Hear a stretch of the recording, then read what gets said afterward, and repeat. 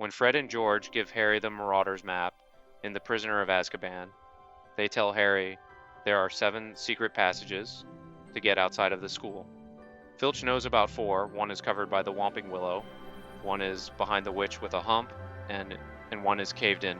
I'm interested in the one that's caved in. Fred says to Harry, "Don't bother with the one behind the mirror on the 4th floor. We used it until last winter, but it's caved in. Completely blocked." People believe that the cave-in was caused by Ron's wand backfiring on Lockhart in the Chamber of Secrets. But there are 2 counter-arguments. One is that the Chamber of Secrets is far underground, so how could that explosion have affected the passageway on the 4th floor? But I think it's reasonable that either the 4th floor passage goes underground too, or it was supported by the Chamber of Secrets.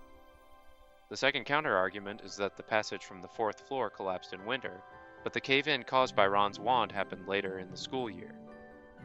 That's true, but shortly after winter ended, Dumbledore put tight restrictions on the movement of the students because of the basilisk attacks. It's therefore very likely that Fred and George didn't use the passageway after winter, not because it had collapsed, but because they didn't have the opportunity to. So, from Fred and George's perspective, they were using the passageway in winter, then they stopped due to the restrictions on the student body's movements. When they tried to use it again, it had already collapsed. This timeline matches up with the quote, "We used it until last winter, but it's caved in, completely blocked." Credit to Reddit user Hyperdrunk for the theory. What do you think?